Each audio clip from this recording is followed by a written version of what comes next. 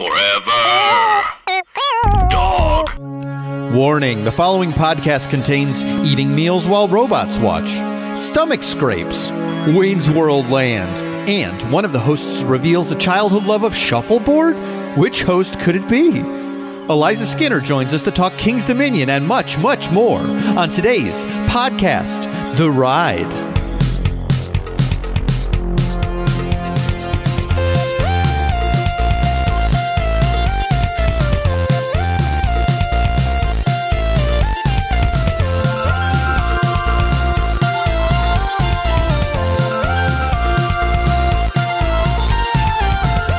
Welcome to Podcast The Ride, the theme park podcast where sometimes we are so despondent about the state of the world, we wish we could hide underground in the land of the do's. I'm Scott Gairdner. Don't you feel that way, Mike Carlson? Yeah, I was just saying this to Lindsay last night, that's exactly where I would like to go. There are a couple places in the place we're talking about today that I think you could hide, though. I won't say the specific one that Jason Sheridan, who's also here, is very excited about. Yeah, this is a big park for me, and I don't want to contradict what you said, Scott, but researching vintage King's Dominion may be the most at peace I have felt during the pandemic. Except I will say this is the only theme park to give me a semi-permanent physical scar. So whoa! We'll get to that. Really? Yeah. It's like your action park. Kind of. Well, not quite. Yeah, not on that level, though. It's pretty minor. I think it's faded at this point. Okay, so faded, but there. And I believe that our guest is a big fan and enthusiastic about this place as well. She is the producer of Earth to Ned on Disney Plus, and she has an album out called Regarding My Lovers. It's Eliza Skinner. Yay! It's me. It's me. Hello. I forgot to get even the slight amount of memorabilia to set up my. Wait, yes, you have a hat on that you didn't have when we began. Whoa, King's Dominion. It says King's Dominion hat. I have a bun on, so I can't really wear a hat. That's a really world brightening aqua color as well. That's a beautiful shade. Yeah, it's corduroy. You want your summer wear to be. Your summer hats, you want them in a nice corduroy, nice woolly corduroy. Yeah, trap that summer heat up there. Yeah, that's right. In this quarantine, as I have been putting on quarantine weight, I've been replacing the clothes that fit me with oversized t-shirts from old theme parks. Why am I having such a problem talking? Busch Gardens and King's Dominion. Yes, Jason has just shared his screen with maybe what you're talking about. This one is shipping to me as we speak. Because I did that too. Yeah. It's a very mom shirt. It kind of, I mean, it's very 90s. It is, of course, a Paramount's King's Dominions, which was how I knew it. No, I predate that. So I'm going for the Hanna-Barbera stuff. Right. I'm going for anything that looks like the animal that would have been attacking me in the world of that ride. So your grizzly, it's mostly the grizzly because everything else is the shockwave, avalanche, the Rebel Yell, which have they renamed that? They should rename that. They have renamed it, yes. It's called Racer 75 now and is still standing. And they did the rename not even recently, not even in the last year as part of, everyone should do these kinds of things. It was several years ago, seemingly completely voluntary and out of nowhere. So good for them. Has Billy Idol changed the name of the Rebel Yell song? Do we know? I think it's Defund the Police now. Oh, okay. That makes he's pretty progressive. Wow. He really switched. And I'm glad he in England is tapped into our issues. I guess it's their issues too, probably. Yeah. That's right. So, all right. So you were on Doughboys, and you were talking about King's Dominion on there, which caused a listener on Twitter to set up an arranged marriage between us. You must have Eliza Skinner on. Why haven't you had Eliza Skinner on? And my only answer is because we haven't met. But if we let's meet quickly, and then we could do this. And we did it. We made progress. So you're welcome, whichever person that was. Yes. I'm very pleased to be here. Wonderful. And I've not had a chance to listen to that Doughboys, so I don't know your specific. It's mostly me shit talking this podcast. So yeah, you should have listened. It's just what do these guys think they know? Yeah, what a bunch of doinks. Yeah. My biggest fears of what they think. It's why I avoid it on the regular. I turned it off at that part. I was like, I should circle back around to this, but I don't know if I have time. Yeah, I mean it's kind of a way of getting more podcast bookings. I just neg other podcasts on each podcast appearance. And by the way, never not funny. More like never funny. Get rid of the not. Hopefully they'll book me. That should get them. Talk to them next week. Okay, but so you did grow up with Kings Dominion. You're from that area, Virginia. I don't know where. This park is close to Richmond and kind of close to DC. Yeah, I'm from Richmond. Okay, so it felt like Kings Dominion was the closest, but it felt to me as a child like I was just right between Kings Dominion and Busch Gardens, and that's pretty much how I classified my place in the world. Was this like your number one park as when you were a kid, or was it like just low? It was close. This a little of both. I mean, I did Busch Gardens. Williamsburg seemed like the fancy one because it's themed European. So like each place you're going to is a different country, and it's like ooh. But Kings Dominion, you had more rides for your square inch. Also, as a little kid, they had a much better kids area. So they had like a bunch of kids rides and a kids roller coaster that sort of like could transition you into the world of roller coasters. The Scooby-Doo.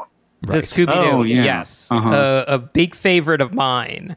Yeah. Which was just kind of big. It was like it's not exactly a super small kiddie coaster. Like it is a decent sized wooden coaster, but that's what I rode a number of times to work my way up to the Rebel Yell, now Racer 75, which is very large. Yeah.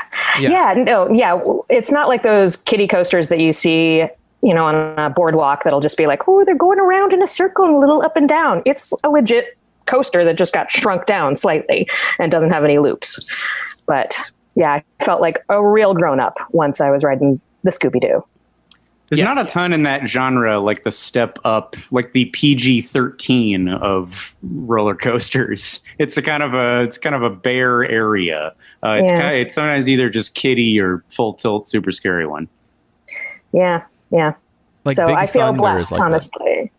Yeah. Big Thunder's a little bit of one. Yeah, I would agree. I was maybe the type of kid who Big Thunder was an R or even an NC-17. Whoa, really? Then I would say that's scandalous. But then I was a very wimpy kid. Can I ask what age you were when you went? We talked about this before when you went on Big Thunder? Oh, maybe not till 13. So was I guess so. Maybe you classify it as a PG-13 for that reason. Yeah, for comedy's sake, I was hoping you said 17 or 18. But it was last week. It was recently. That would have been good. But made them stop the ride halfway through. Got scared. Just waving your arms up, please. I can't handle this. I can't. No. Can I be airlifted out, please, dear God? You threw clothes on the track to like trigger the sensors to turn it off. You only have so many tools at your disposal. You have to sort of MacGyver it. Yeah. I don't have that many things on my person. Right. Anyways, so yeah, Scooby-Doo was like a kind of bridge the gap. But there are some pretty like mighty coasters in this place. How are you, Eliza, on that spectrum? Are you afraid of these things? Were you down for any of them? No, I was very into it. Very into them. I mean, when I was before the Scooby-Doo, I was terrified of all of them. But then I got really into them, rode all of them. Definitely had ones that I preferred. Did not enjoy the Shockwave, which I believe has been replaced because it murdered people. But that's the mark of a good park to a degree. You know? I mean, almost every park at some point in time. You try to avoid it, but it shows that they're taking big swings, I suppose. Yeah, I mean, fewer people than a highway, and people are on those all the time. So Yeah. That's true. Aren't going away. It is. I think we've done this podcast now for a couple of years, and we'll talk about some dark topics like that once in a while. But it is funny to just remember that they're building giant steel contraptions to whip human beings around. This is very strange. It's strange enough that we've done this podcast for years, but think about what human beings have created and continue to make new, faster, crazier versions of. yeah, and I mean, I think that's the fact that that more people aren't gravely injured on them. That's kind of the amazing thing. Yeah. The ratio is pretty good. It's a 0.00001%. Yeah. And hopefully there isn't some turn where it's just suddenly, like, I guess during COVID, they just let everything rust over and then they opened everything back up and nothing ever worked again. Yeah, Trump deregulated like some sort of code for rust on tracks. Which honestly, like, not that far out of the realm of possibility. Like, we're ending the stoppage of rust on roller coasters. That is, Very I know, possible. the supervillainy is such that, he might be pro roller coaster accident. Nothing would surprise me anymore. Yeah, as long as we've taken this turn into comically awful, it would feel wrong for that not to be included. Yeah. Like, Yeah. also like poisonous cotton candy made out of bees or something. Yes. If you're dressed as a clown in a theme park, you also have to carry a knife.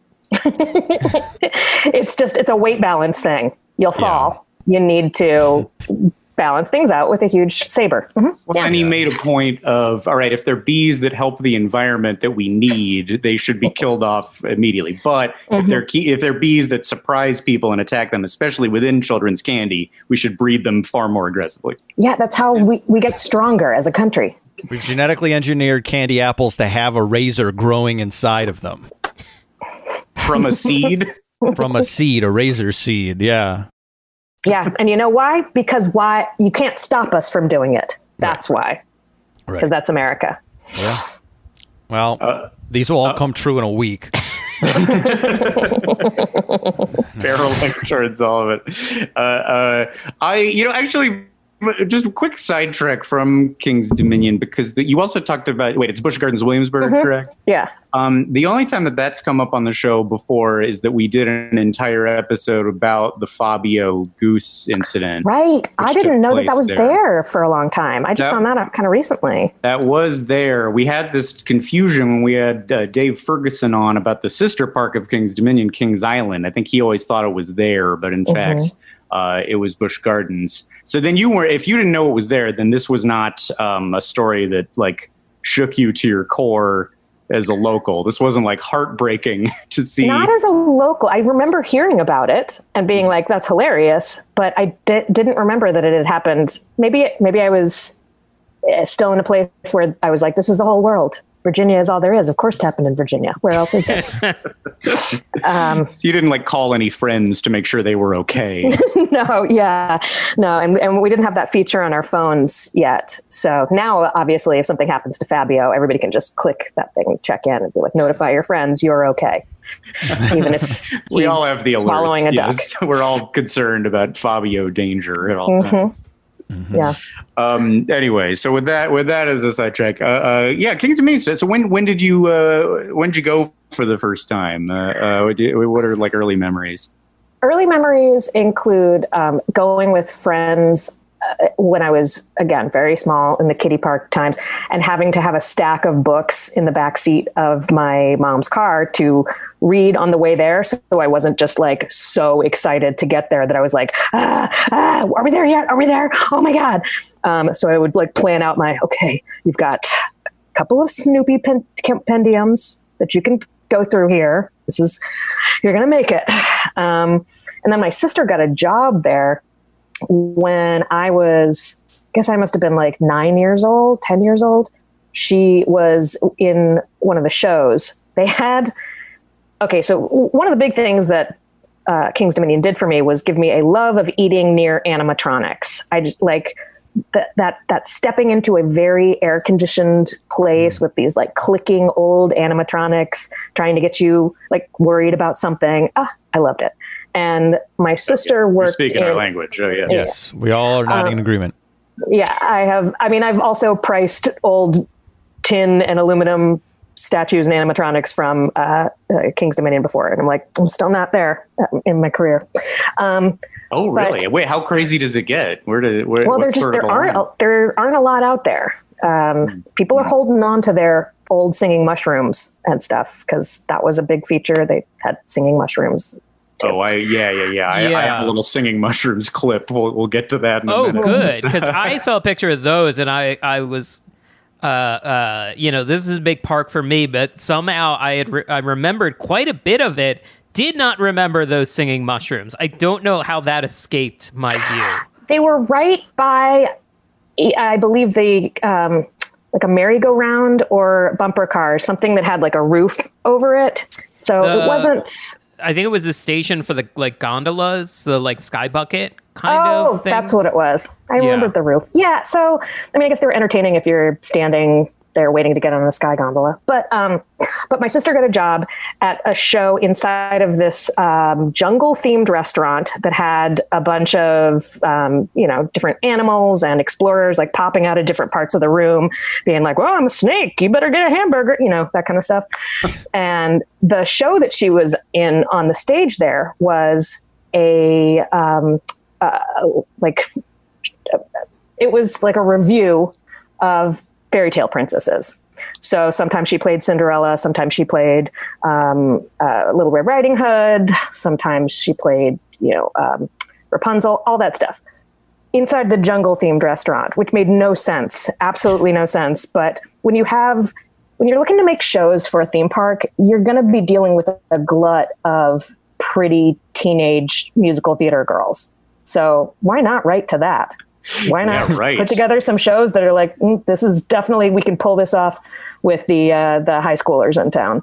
As opposed to some jungle show, like, because then you need people to play like, old explorers in like the big white hats. Or that's more of a stretch for a 16-year-old girl, probably. Yeah. Or animals. Some sort of budget Jungle Book type of thing they could have done. Sure. But then your face paint budget goes through the roof. Yeah. And your animatronics are doing most of that work for you. So why double it up? I did not learn about this jungle animatronic restaurant. This is very delightful. Yeah. There was definitely an explorer that like popped out of a stew pot at one point. Wow. It was pretty great. Yeah. The explorer stew pot. What a weird old trope that I feel like there used to be like 70 movies a year that had that. Yeah. And, obviously there are racist connections. So it's good that it's died off. But I feel like Bugs Bunny did a lot to make it stick around. I feel like Bugs Bunny was just always ending up in somebody's stew pot. Rabbit stew, Right. Yeah, was the stew pot like the really of 70 years ago? Yeah, it was. Well, I think actually we referred to it as That's Gotta Hurt. Got it. Years ago, yeah. Which I hate to be hacky, but being cooked in a stew pot, that's gotta hurt.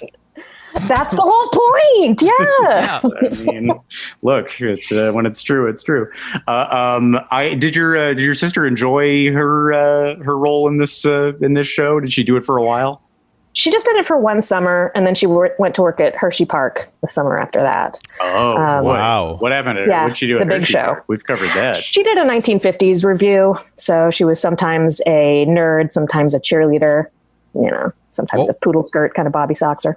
What was your reaction? Were you like, this is awesome? Yeah. I was like, oh my God, this means I get to go all the time. I can go anywhere I want in the park. I can get in for free. None of those things were true. None of them were true. It was a huge disappointment. I think I got to go like twice that summer. And the first time I went, I actually won a prize at one of those games where you have to hit a mallet onto a thing and it makes this little rubber frog flap onto a lily pad. And I won, I think it was like a stuffed alligator. I was very excited about it, and gave it to my sister to take home so that I didn't have to like walk around with it. They don't let park employees take home prizes. What? I didn't get that alligator. What? Like insider trading or something? Yeah, exactly. So I was so upset about that for years. And still, when I see that game, some part of me is like, maybe I get it back. No, the time has passed. Jeez, yeah. I would be heartbroken. That would never leave me if I had that happen to me. That's also some ridiculous, like, King's Entertainment Company, like, red tape. That doesn't... She didn't... When you won it, she was, like, holding on to it for you. Like, but they had no proof of that. And I don't know, maybe you could get really good at the games if you worked there and game the system with their bad, cheap prizes. I mean, it's not like they were giving out watches, you know? Yeah, This is not equivalent to McMillions. They're not. This is not a massive. Although, if anybody does want to invest in that type of a documentary, I'd be willing to go along with it. Yeah. 10 episodes minimum. How much can we stretch this documentary into? We haven't talked about like games. I think a lot on the like prizes from carnival type games, and even stuff like this where they cheap out. I feel like on plush. Yeah, where there's like styrofoamy like crap in. This was better than a lot of those. Like a state fair prize, definitely. It's just like a cardboard box inside of it. Right. But I do remember that this was probably the best stuffed animal that's ever been, and was perfect and beautiful. From your like half hour spent with it. Yeah. That's what got taken from me. The best stuffed animal ever. Was it the Hanna-Barbera alligator? What is his name? Guys, No. It wasn't? It was just generic? No. Yeah, just generic. Yeah. It's really, now I didn't realize we were opening up your like loss of innocence story. It's okay, thank you. But I also went camping there one time with Girl Scouts. Camp there? Yeah, they had a campground, and they had this big Girl Scout thing where just tons of Girl Scouts went and camped out. And I was, again, so excited that I could not sleep. And it rained horribly. So our tent flooded. And I was just like, you guys, can you believe that we're going to ride the Grizzly tomorrow? This is going to be so great. And everyone was like, you're making it worse. This is truly awful what you're doing. But yeah, it felt like really being an insider at the park. Did you ever consider also trying to perform there? I mean, you're a very good improviser, musical improviser. Did you go, I got to get on stage here too? No, I didn't. Because at that point, by the time I was a teenager, I wasn't really doing that kind of performing. I wasn't really doing musical theater stuff. And it didn't seem like my sister had a great time. It seemed like kind of a grind. And I was like, well, I wouldn't want to turn something that I love into that. Plus, I didn't know that I had the chops for it. I don't know. I mean, interesting. My sister's been Tony nominated since then. I can't say that. Is that right? Wow. Oh my God. Yeah. In hindsight, though, or right now, is there any role in a Disney park or in that you would go, you know what? I'd do this for a couple weeks. That seems good. Yes. Though I would definitely play like the weird comedic part in any of them, like the girl who runs in and is like, what, a time machine, guys, we can't do that, and then like someone else is like, stop it, Carla, we're doing whatever we need to go find them hits of the past. Yeah. So that one is about like collecting all of the greatest songs of all time. Yeah. Time travel. That would definitely work, right? Yeah. That's pretty like what theme park shows are. Yes. Yeah. That's like we've talked about those Disney Cruise Line musicals. That's almost exactly what they're like. Yeah. Or like the Universal Studios show with all or I guess it's Islands of Adventure, maybe, show where it's like different monsters performing in a band. Coming up on Podcast Ride. Yes, Beetlejuice's Graveyard Review. Yeah. Oh, yeah. But they have it year round in the one in Florida. It's not a seasonal thing. And it's not so much about the year in review. It's just like, hey, it's me, the Bride of Frankenstein. I think I could probably play guitar. Oh yeah, because I'm the Wolfman and I can play drums. And then they do a bunch of songs. Yes, they bulldozed it a few years ago to build a very poorly received Fast and Furious slapdash. That was that? Oh no! Oh yeah, we'll get into it. Yeah, we'll get into it in that episode. Oh jeez. Also, you have to think that being in a theme park show is the opposite of improvising. I would say there is no room for improvising typically. Yeah. Well, like if you're whittled. Yes, Mike. I'm just going to say maybe the genie in the California Adventure Disney's Aladdin show where he's dropping topical references, I do think he has a little wiggle room to throw some stuff out. But that's the exception that proves the rule. Like everything else is pretty well coordinated. You know? How much wiggle room is there with the Jungle Cruise patter? That's a good question. I feel like you could probably get in like a couple sentences here and there. I've been on different cruises where I go, I've been on one where it's like exactly what you think it is. And then I have been on ones where they're throwing stuff in between the normal script. So I think you can probably get away with it. You just have to be smart about it. Yeah. There was a strange time where they re-themed everything to the 1930s due to the Indiana Jones ride, and they outlawed topical references entirely. If it's not something from the 30s, you cannot bring it up. And audiences hated it. The people working there hated it. This was a failure across the board, and I think they reversed it at some point. That's awful. Was it all just like a pre-Nazi kind of jokes? Like, it seems like something weird's happening in Germany, but look, a hippo. It was mostly about that. Yeah, it was mostly about pre-Nazi concern over movies in color. Get this one to the loony bin. Scott, how much improvising were you doing on the studio tour? How much? Because Scott was a tour guide at Universal. Was percentage wise? How often would you go a little off script just to say something that might have you saw and wanted to comment on? I wanted to do it. I did more than I was supposed to because they threatened that they would secret shop you and you could get in trouble.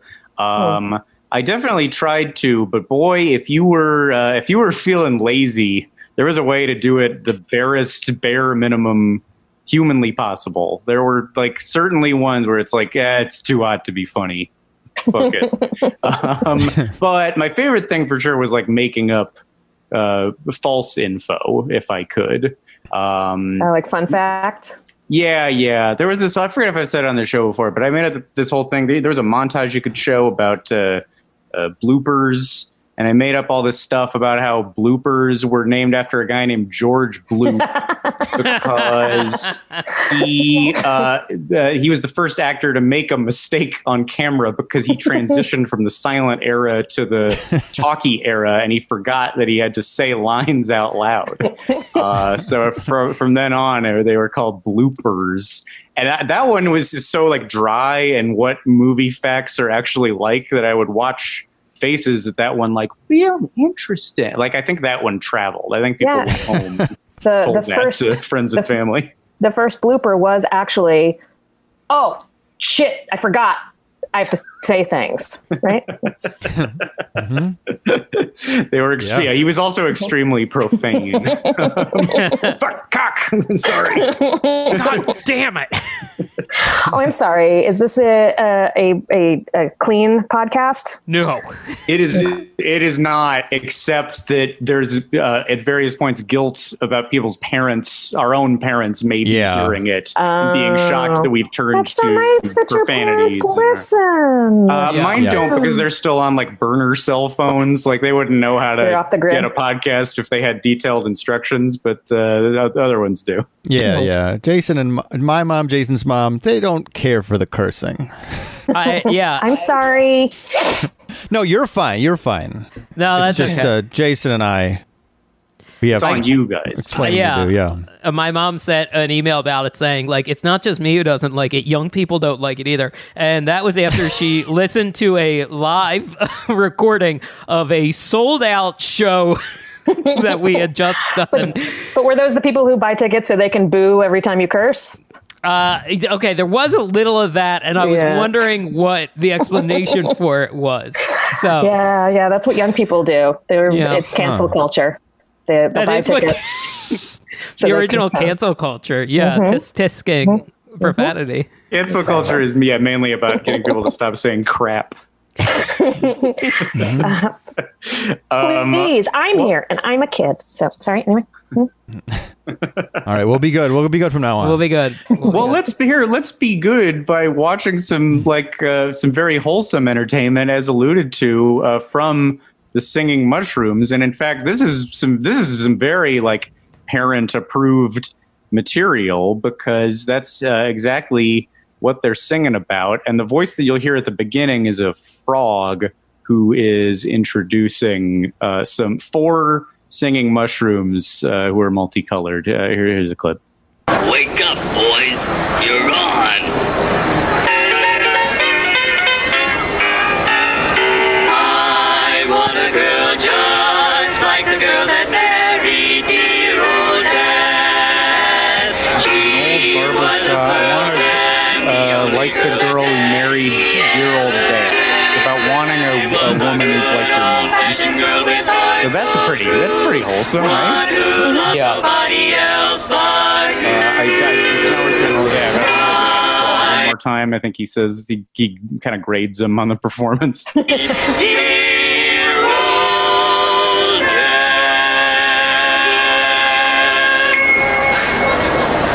hear it for the mushroom. When I said I was moving to Los Angeles, this is what my mom dreamt of for me: is to be a frog in a top hat with a collar, with like a dick and a cigar. And a cigar. Yeah, he's like a sleazy promoter. Like, he's gonna get the payment and run out on those mushrooms. Yeah, he's a lot more mobile than the mushrooms, for sure. Yeah. He's like that Partridge Family guy, the dad who... No, he wasn't a dad. He was Scott, are you talking about Reuben Kincaid, the manager of the Partridge Family? There was maybe a point in time I could have remembered the name Reuben Kincaid, but not I feel like Reuben Kincaid was not crooked. That's my memory of the Partridge Family, but I could be wrong. It would have been a much darker show, right? Yeah. I mean, that's for the gritty child reboot trafficking that's coming. I don't think he was selling off partridges for other purposes. Work for me, you sing when I say you sing. 7-year-old. He was not like Lou Pearlman, I don't think. Not with them, but maybe with some other families who he felt he could exert some more control over. Scott, when you work on the young Reuben Kincaid spinoff for Peacock, you can do whatever you can do whatever you want with that IP. Okay, Jesse Plemons, I think. I think that's right. Yeah. Yeah, complicated depth. Yeah. You get the choice. You get to pick which classic rock song is slowed down and whisper sung over the trailer. For Kincaid. Yeah. Well, it's got to be "Come On." It's got to be like Partridge Fam, like "Come On, there's a song that that's we're good. singing." It's got to be something like, right? Come on, get happy. Yeah. Piano it's single. So ironic to hear "Come On, piano get happy," key. really sad. One key. Yeah. From Scott Gairdner. From the mind. Very stirring. Finally, my turn to dark showrunner. But it still involves bell bottoms, so everybody's happy. That's one form of entertainment. Another that I'm very fond of, that I'll just throw out. I'm curious if Jason or Eliza ever got to see when Paramount came in. So this was not a Paramount part, much like Kings Island. You can check that episode out from a couple years ago. But Paramount bought this park at some point and started installing Paramount properties. And I think they really announced their arrival for the first time in a big way with Paramount on Ice. Did anybody get to see Paramount on Ice? For sure, I did. Yeah, it comes up on the Kings Island because that has the Star Trek ice skating sequence. Yes. Did we talk about it in the Star Trek one too? A little bit. There's a big Star Trek zone. Yeah. Ice skating thing at King's Dominion. Yes. Yeah. This is a park that is only open in the summer. This is not like a year-round park. This is was it indoor? Swelteringly hot. Yeah, but like Why bother? Make it a. Put it. They've got a lake right there. Make it a jet ski show. That is true. a good I don't know idea. if they had such a thing. They did. They had a water stunt show for a while. Oh, really? Like water skiing and just put those cool. people in Star Trek outfits. Same. Yeah, that's good. They had it, I guess. They had the facilities. Wait, Jason, what were you saying? Well, I was going to say, I think part of the appeal of the ice skating theater, I remember going in there, and the appeal of a lot of indoor places at parks located on the East Coast in the summertime. Virginia gets very muggy. Virginia gets super hot and super humid. So anywhere, I feel like my family, we saw the ice skating show, and I just remember eating at Country Kitchen a lot because it had like food that you could tell was cooked. Like it was good. Like it was fried chicken and barbecue, and everywhere else, as a kid, I was very happy to eat pizza for most meals. But my parents were a little frustrated by that. That said, I did find a King's Dominion map where it just listed food items and like a long list of like pizza, funnel cake, ice cream, hot dog, and it would tell you every place you could get that one item. And I don't know how that didn't become a theme park map standard. Like, that is great idea to get a child to stop screaming. Yeah. I don't know if this was an era thing or a King's Dominion thing or what, but I do remember getting popcorn shrimp for the first time at King's Dominion, which seems like kind of an odd theme park food choice. Yeah. And it was from this stand that was like primarily popcorn shrimp. Like that was, they have those little round ones with the different lines can come up and they just have buckets of the same kind of food inside. Yeah. It was like a popcorn shrimp stand.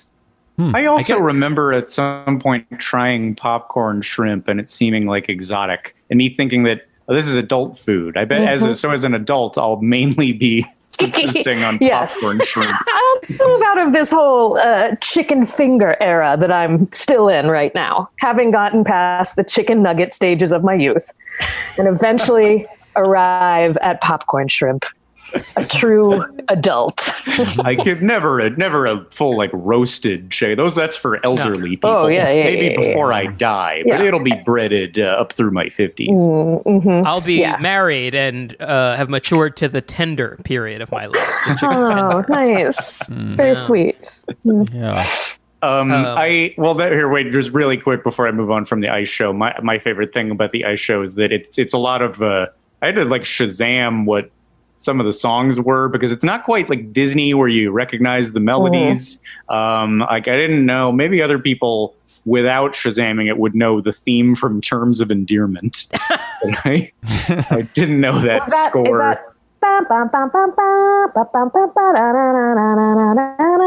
oh, wait, yes, I think so. Wait, that's a pretty famous melody, I guess. Yeah, I mean, if I'm right, I had a music box of it. That was one of those.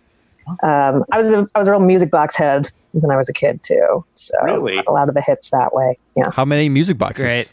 Like at least a dozen. I started collecting. I would also, as soon as I had 2 or 3 of something, be like, I'm a collector of this thing now. I must complete it.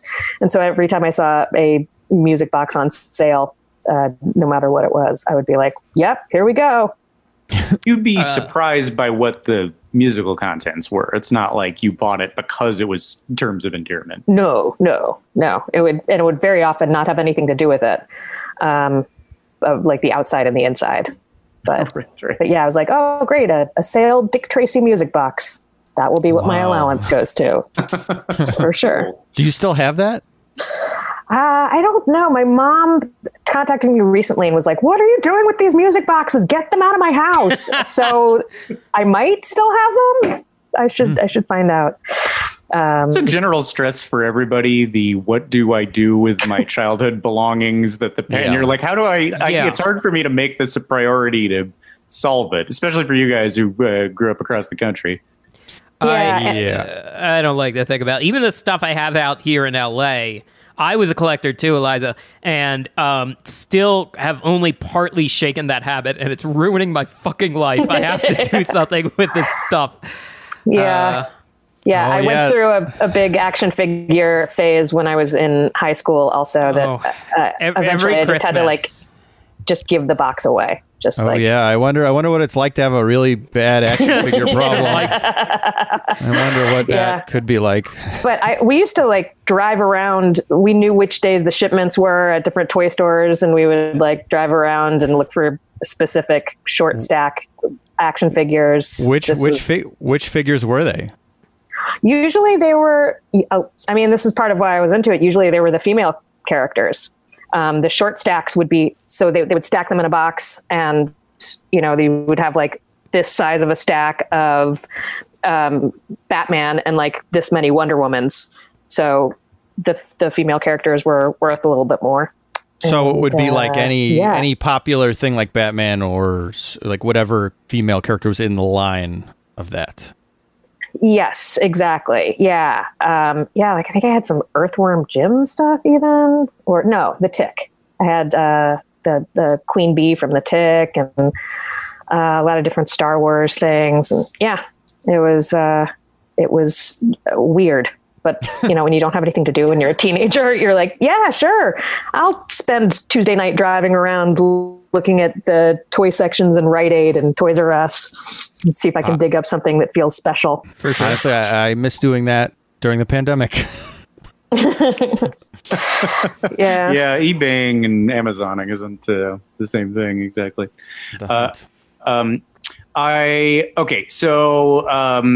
more thing about this ice show. It's mostly kind of love ballads and stuff, but then there's a funny part with Frank Drebin from Naked Gun, which they convey just like any ice skater with a white wig. And he's he's doing a parody of a romantic pairs figure skating, but he keeps falling over and tripping on stuff and pulling curtains down and yanking parts of her clothes off and her wig. And it's good. It's really funny. It brought me a lot of joy. I was ready to judge it and dislike it, but it was just very sincere, good ice physical comedy. The ice clowning section of the show. Yeah. You got to do it because if it's too serious, or too scary with all that Star Trek stuff and those Klingons. Sure. I mean, a lot of, is it a Simpsons joke of a theme park show called Hooray for Everything? That is what theme, especially King's Dominion or Hershey Park, where they're only booking for the summer season and they have a small cast. It is a lot of ages 8 to 80 sort of stuff. So you're getting a lot of brill building, classics, at least back in the 90s. You were getting a lot of standards and early rock songs. And then there might be one 80s rock song. And that's the that's to switch it up a little before we get back to do Ron Ron. Yeah, exactly. Yeah, we had a budget and we had to decide which songs to spend it on. So, yeah. Look, if someone can think of a motorcycle thing, we got a bunch of handlebars from when we did the Leader of the Pack song last year. So, Oh, we still have My Boyfriend's Back also. Great. Can we build something out from that? Perfect. I'm curious what was going on musically in this show. Flintstone Follies. Ooh. What a delight. I would love to know what the rest of Flintstone Follies was. It's not just the Flintstones. Huckleberry Hound, Yogi Bear, who's Jabberjaw. Jabberjaw? Hong Kong Phooey. Hong Kong Phooey. Hong Kong Phooey. Yeah. It's everybody. I mean, the whole... you alluded to it at the beginning, Eliza, but Hanna-Barbera was part of this park, at least in the early days. And I think I got 35 more years. Hanna-Barbera characters were there for 35 years. Even after Paramount, they stuck around. Yeah. Why is some of... Oh, sorry, go ahead. Scooby doing a Corvette? Yeah, this is my favorite. Nice. Yeah, I'm not this luxury car. Scooby-Doo's posing next to it. Just behind a building, just a place you'd go sneak off and smoke cigarettes, and with a license plate KD Scoob. Yeah. And my other favorite photo in Hanna-Barbera world is here's the gang, here's Scooby and Barney Rubble and Fred Flintstone, and a really strange flattened Yogi Bear. Yeah. His head is too small. Yeah, that's not the proportions of. I mean, he looks like a rock landed on his head. And crushed it down by half. Well, I mean, hanging out with the Flintstones, who knows, right? That's, you know what you're getting into. Let's take a stop in the sponsor lounge. You all know what time it is. Time to talk about our friends HelloFresh, America's #1 meal kit. There's something for everyone, including low-calorie, vegetarian, and kid-friendly recipes. I recommend the Tuscan sausage and pepper spaghetti and the crispy Parmesan chicken. HelloFresh's streamlined supply chain means produce gets to you faster and fresher than the grocery store. Plus, it's flexible. Change your delivery days, food preferences, even skip a week when you need. Go to HelloFresh.com/80themepark and use code 80themepark to get a total of $80 off, including free shipping on your first box. Again, that's HelloFresh.com/80themepark and use code 80themepark to get a total of $80 off. Additional restrictions apply. Please visit HelloFresh.com for more details. Hey, Forever Dog listeners, it's Jonathan Braylock, Draw Milligan, and James III from Black Men Can't Jump in Hollywood. This year, we have seen what staying silent can do, and right now, you have an unprecedented opportunity to speak up, cast your vote, and be heard. It's never too early to register to vote, but it might be too late before you know it. We want to help make it easy for you to register and have a plan for November 3rd or before if early voting is an option in your state so that your country can finally reflect your values. Yes, go to foreverdogpodcast.com/vote to register. Check on your registration often. You should do it like every day to make sure and learn how to fill out your ballot. I don't know about every day, but listen. Every day. All right, still register. Good. Am I good? All right. Gotta make sure people care. All right, each state is different, so make sure you're following local rules and regulations. And remember, your voice, your vote. That's foreverdogpodcast.com/vote. Take care of yourselves and take care of each other. Yeah, but y'all better vote. All right, go vote. Hey everybody, it's Andrew. And it's Anna from Scary Stories to Tell on the Pod, where we take you on a deep dive into the fascinating world of American folklore, ghost stories, hauntings, and urban legends via the classic children's series, Scary Stories to Tell in the Dark. Thank you so much for supporting our network. Now please, please enjoy this episode. Won't you? Won't you? I had framed pictures, or my parents had framed pictures. They might have switched them out of me at different ages. One with Fred Flintstone and one with Quick Draw McGraw. And I believe the Quick Draw McGraw was partly because the friend that I had gone to King's Dominion with, her brother was working there. Her teenage brother was working there as Quick Draw McGraw. So I remember talking to a guy in a suit and being like, "Hey," or no, I think maybe she wasn't with me. I just knew it because I remember going up to some teenager in one of these suits, being like, "Are you Sally's brother? I know her." And the guy was like, "Yes, I can't talk, but stop." So he was doing a lot of shrugging and a lot of like trying to communicate no to me. That's the theme park celebrity is a weird fleeting, like it's the biggest kind of, the most accessible kind of celebrity when you're 12 and yet completely meaningless in the broader spectrum. And there was some local celebrity crossover in that there was I believe Q94, which was the big, pop music radio station booth at the bottom of the Eiffel Tower at King's Dominion. So sometimes they would be broadcasting live from King's Dominion. And so when you're walking around, you can be like, "Whoa, that is a radio DJ. Oh my gosh. What is this, Hollywood? Come on." I bet he could see me and is probably talking about me eating these warheads outside, staring through the glass.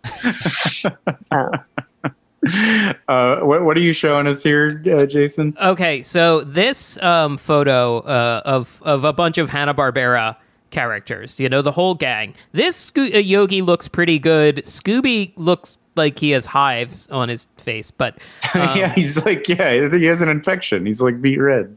I just remember as a kid, like this photo was on all the promotional stuff, and I feel like I stared at this photo Like, I know this photo better than pictures of extended family members. Like, I loved this so much, and this might be a good time for us to talk about, because I cannot state how big this park loomed in my mind as a child. Like, I lived 3 hours away.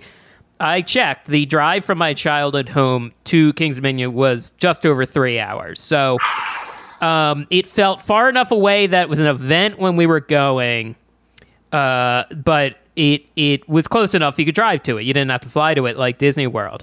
Would you stay overnight there? Yeah, we would stay overnight and usually make it a few-day trip of a couple nights at and I found this, I'm so glad I found it, the Best Western King's Quarters Motel, just on the other side of the parking lot. Mm-hmm. I was so excited to learn that not only is it still standing, the pictures from the last few years show that it has not changed very much, for better or worse, besides I think it's a Wyndham now. But they had an arcade, they had shuffleboard. It probably goes without saying, I was a big-time shuffleboard kid. What? Yeah. I mean, it does, and yet I'm glad you said it. So I was so thrilled to have an arcade and a shuffleboard, and you got on a shuttle bus that would take you right to the entrance of the park. I believe, Eliza, the campground, I think, was adjacent to the hotel, or was in the neck of the woods of the hotel. Yeah. But Kings Dominion was the home to one of my favoriteest places in the whole wide world, Yogi's Cave. Yes. Let me try and share this picture. A walkthrough. This is what would greet you. This guy right here, Yogi himself, is outside fishing.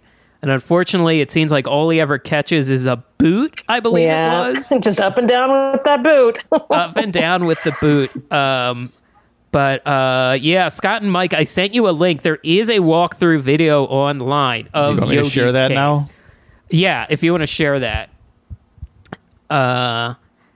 Or we find out it's 35 minutes long. I wish it was. He wants all of them. I could do an hour on Yogi. Eliza, it's good that you're here, or else I would just be telling my memories of this park and telling them to shut up. Is there anything particular you'd like, or are we just going to enjoy this? I honestly would rather see you playing shuffleboard as a youth.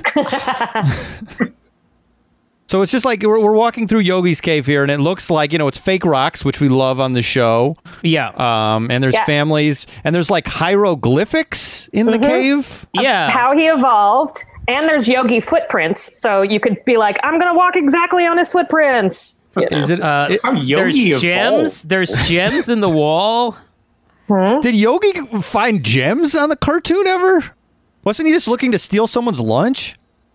This is just where he crashes, This is where him and his friends hang out. He could have been rich. He actually could have been rich, yeah. I don't know if this is... I mean, it also might have gotten ugly. Those do appear to be uncut gems. So... oh, no. Probably just as well. So wait, Yogi then is Sandler in this metaphor? Well, he is the calmer version. He didn't go down that path. There are animatronic frogs in this too. So many animatronics. You can stop it, Mike. Because Yogi is not actually in the cave, really. He's outside, kind of greeting you. Those frogs move. There are more frogs that sing. More frogs! Boo Boo is conducting them. Is you he? Catch that. It's really quick. Yeah. Are they all playing? They're all sharing one big harmonica? They're all sharing a big harmonica. Wow. This is not actual. This is like extended Yogi Bear verse, because this never appeared in any cartoon. There was never like his magical cave that was huge. He was just like a bum that would run around and terrorize the ranger, right? Like there was never anything. But that's what they did with E.T.'s ride. That's true. Universal. Oh, yes. Not in the original source material. I mean, we do like that. I guess that's kind of what you want, is to expand the universe. Show us more. Show us more. You show us more. This is also I watched an interview with the former head of King's Dominion, and he described this place as a tilt house because it's built on a very slight angle. So you are off kilter the whole time. You're leaning. Yeah, and it's just a walk through, and I would just go in this was one of the first rides where I was just go through the entrance, go through the whole thing, out the exit, wave to my family, and go right back into the entrance just again and again. Like, why? I just loved it. I love the music. I love the waterfalls and the gems. It was just like, it was so great. Were you a big Yogi Bear fan in addition to this? I mean, I think everyone probably watched the cartoons and had some affection for Yogi and Boo Boo. But were you a particularly big Yogi fan, or was it just the actual cave itself that kept you coming back for more?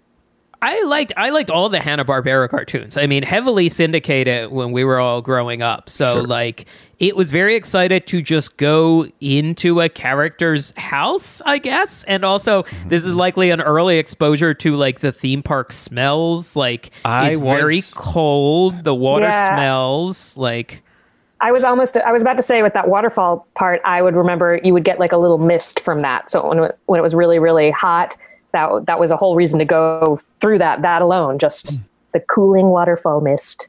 Yeah. Going into the character's house, I will say now that brought up a memory of that being like an obsessive thought I had as a kid. And I didn't have Toontown because we went to Florida, we went to Disney World, and they had like Mickey's Birthday Land, which had a little Mickey's house, but it wasn't Toontown, which I would read about. And I thought, of course, I'll never go there. We don't go to California. So I was like obsessively thinking, like, you're going to go into Goofy's house? I love Goofy. I'd love to go in his house. I want to see what his bed looks like. Yeah. Disney cribs.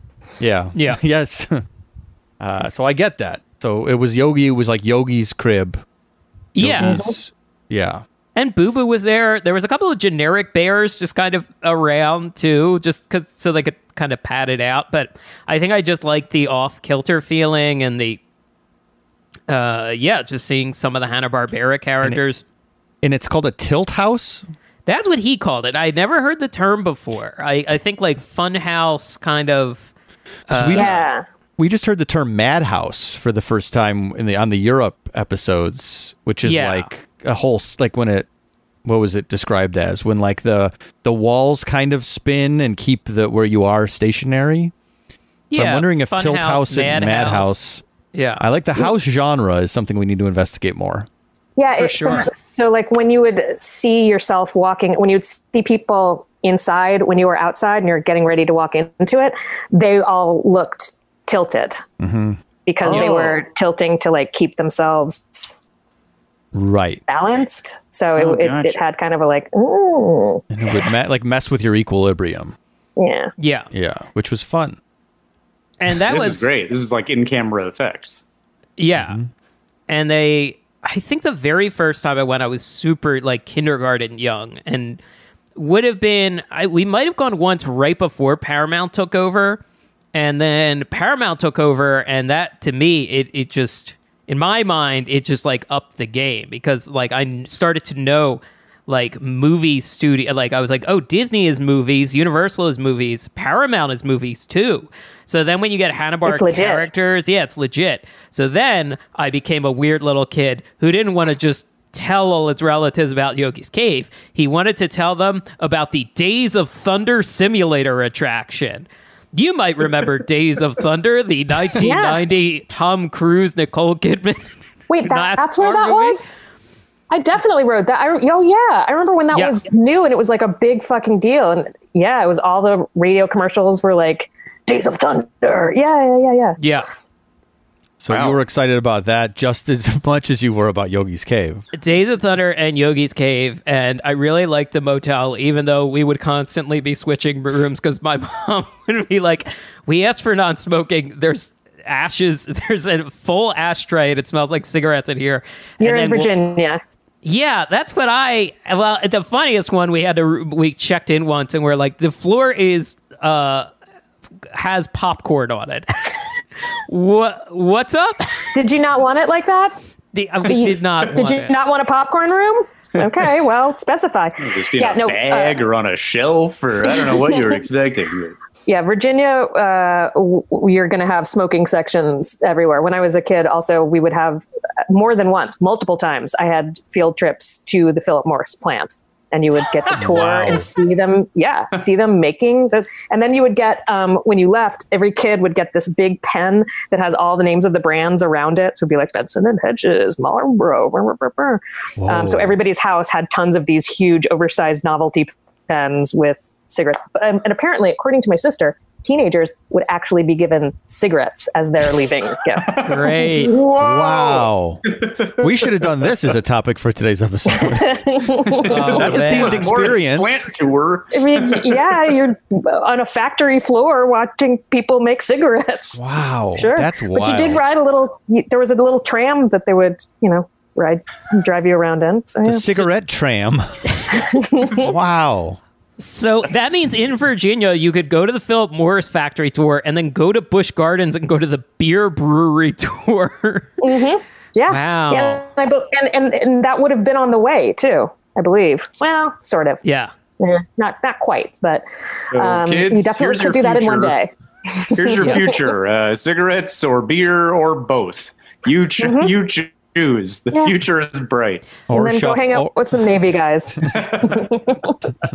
That was our full trip. We would do a couple days at King's Dominion, couple days at Busch Gardens, and one begrudging day at Colonial Williamsburg. Which I was a nerdy kid. I liked history, but when you grow up in the original colonies, that it is a little. It's like, well, it's everywhere. It's interesting. I like this. But it's not a theme park. Come on. You're not going to compete with Yogi's Cave and Days of Thunder. Get out of here. Yeah. So you see somebody make a candle, and that's the highlight of your day, when in the distance, you can see Busch Gardens. Yeah. That would be the thing that would drive me crazy every time I had to go to Colonial Williamsburg for anything. I'd be like, I can literally see the fun. It's... that close. Why can't we just go do that instead? My parents made a lot of my dad's a filmmaker, and so my parents made a bunch of films for the Jamestown Yorktown Foundation. When you go to a museum or reenactment place and they're like, this is what it was like. Here's the story of Jamestown.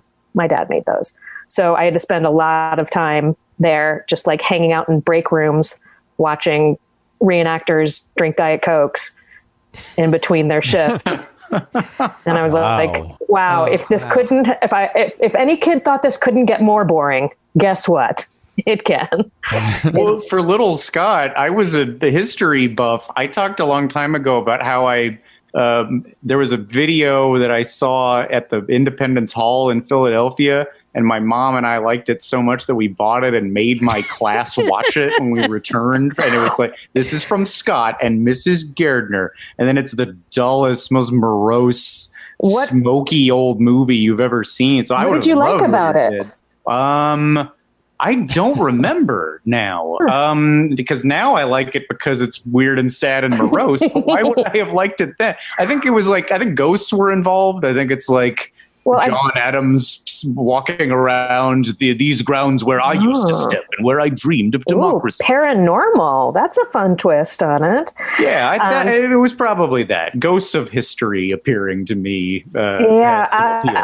I'll send you a link to one of my parents' ones. Somebody sent it to me recently and was like, hey, here's this thing where I was an extra in your parents' history movie. It's streaming for free now. And I was like, oh, okay. Yes. Wow. So it was period movie. It wasn't about here's what Jamestown's like now. It was here's a full period. I think I would have loved this, the Skinner family output. Yeah, they made one and then they had to do an update on it. And then there was, at one point, they also reenacted the voyage, and my dad made a documentary about the reenactment of the voyage, which that was more about here are some modern day sailors on an old ship. What was it like? But I wonder if my mom has even seen these things independently, and she's a teacher. She may have shown these things to her students. Well, my dad's day job was working for the State Department of Education in Virginia, making educational films. So probably. Wow. Yeah. Any crazy ones, but not doing drugs or not huffing paint or sitcom morals? a lot of those. A lot of things about here's the new way that we teach math. Here's so it would both be things to show kids and things to show teachers and things about what's happening in schools. I was definitely in one about something about guidance counselors I remember trying to be like a cool kid and being like, what's a guidance counselor even for? That kind of stuff. What was your idea of what the cool character is in the theme park show? I guess you have it's like to really pop and be cool, you have to have this, the voice has got to go up an octave. Yeah. You need a little attitude. That's 80s acting, I think. And it's not anywhere close to like organic in the moment. It's like, hey guys. Also, there's a lot of crossover between just general child acting and theme park acting. That's the same style in many ways. That's the bridging the gap, like Scooby. Yes, it's like it's performing and being confident, but you're not exactly doing Noah Baumbach style.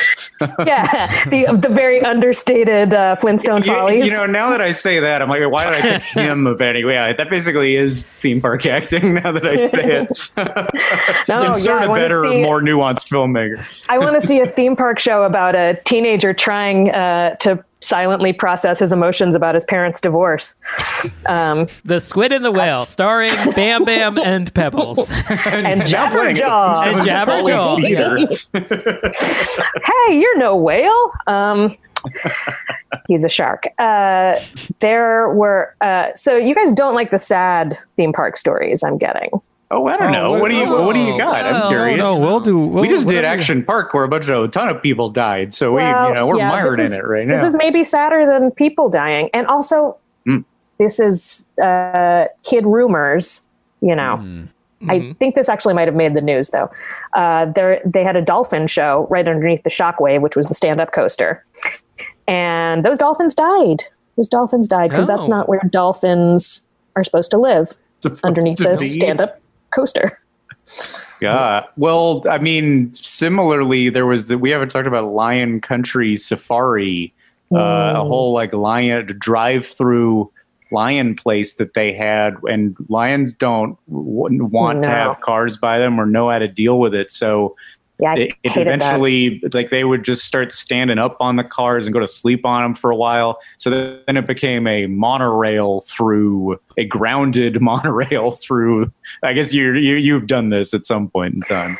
Yeah, I did that monorail, and I think I did it once and just hated it. And that is one of the things that every now and then I'm like, where was that? Where geographically for the rest of the park was there suddenly a safari? I have no idea. Yeah. I was trying to remember a lot of these parks, these older parks that I went to as kids. A lot of times I will think back to them, and then when I find videos of them, it's like, oh, I was nearly right, but it was reversed. It was on the left side of the Eiffel Tower. It wasn't on the right side. For whatever reason, I did remember a lot of the King's Dominion stuff when I found old pictures and videos. But for whatever reason, I pictured everything was to the right of the Eiffel Tower. And it's like, no, that was smack in the middle. Some stuff was left, some was behind, some was to the right. I would guess that's probably that was the route that you like to take. Because for me, if I'm entering and I'm looking at the Eiffel Tower, I think everything is to the left. You said the right? But that's because when I first started going there, that's where Hanna-Barbera Land was. Yes. So that would always be where I'd head. Yeah. And then you go through that to get to, there is a lot of mountains and rocks. Like when you said you liked rocks, there were, or all of you, I guess, they had tons of fake rocks at this place. There were 3 rides that were all inside one mountain, supposedly. That was the best. The Haunted River, Smurf Mountain, for a brief period of time. Wow. And then I forget the third one. Well, it changed around. There was Mount Kilimanjaro for a while, and there was the Time Machine, which I think Mount Kilimanjaro became the Haunted River. The Time Machine was one of those ones where it spins around and it sticks you against the wall. Yeah. And so that one the line didn't move very fast for that one, and I liked it a lot. So I remember being in that line a lot, and you would go from being in the line outside to being in the line inside, surrounded by all this fake rock, which is all absolutely covered by inches and inches of gum. That was part of what you did at King's Dominion was stick your gum to the wall by the Time Machine. Before the Smurfs, were the Smurfs. They were the Doozers. Oh, yes. Well, from my opening joke, Yes. there was a ride called Land of the Dooge, Journey to the Land of the Doos.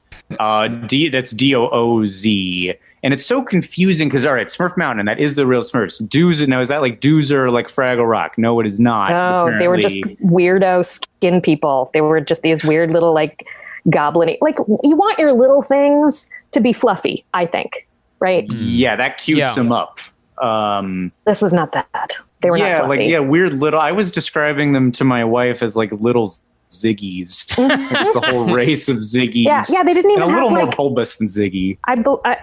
Because they were all bald too, right? They were, too much skin. I think so. Like pretty hairless for the most part. And they wear like weird hats, and it looks like wigs essentially. But the point of the Doozes is that they are a tribe of creatures who live beneath the surface of the earth, and they make the world work. So they crank big gears that make the world turn. They push up plants, which makes them grow. They dye the Red Sea. They manufacture water and air. They clean the Statue of Liberty's feet, which are not actually underground, which was a surprise to me when I found that out. They were like polishing a tiny thumbnail of that. They're like they're putting like nail polish on it.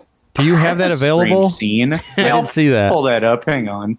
I'm not into foot stuff or anything. I just wanted to see this picture. Why is so voracious? You're making me do work to see these feet. Oh wow, I did not see that. That's weird. Yeah, wait, the feet. Well, they stole the feet. They stole freaks. They're foot freaks. Yeah. When you're that little, I mean, this is combining several fetishes, I think. Well, yeah, there are like a couple of them in the background jerking off on the feet. So at least there's acceptance. So